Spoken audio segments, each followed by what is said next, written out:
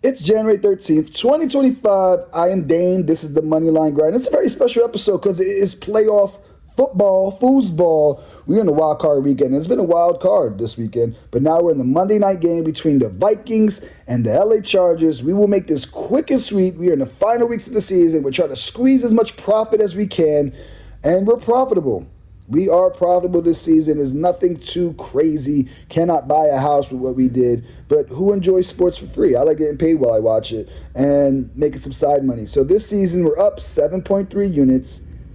Better than last season though, right? Last season, remember, we were only up a couple units, and then I bet it all on the Super Bowl, and we finished dead even, zero. So we're up 7.3 units. If you bet $100 on all my picks this year, you're up $730.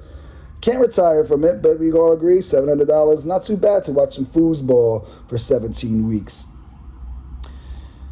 And all you really did was tap the plexiglass on your screen to get that 700. We have a 66% hit rate this month, and I think a sweep for you guys tonight to really boost it and really get our numbers up. I'm taking the Vikings alternate spread of -1.5, -130.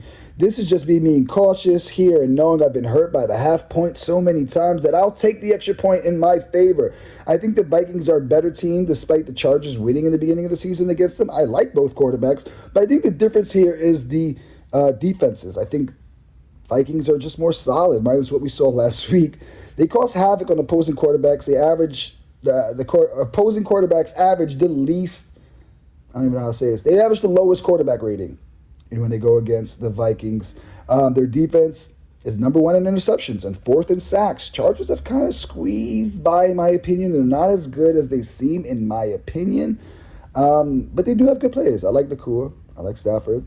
But they're missing some important pieces. Just those X-factor guys, those consistent line guys. And I just think the Vikings are ready, man. These guys really, especially last season, they lost first round to my Giants, which they shouldn't have. I think they come out with a little bit more of a chip on their shoulder.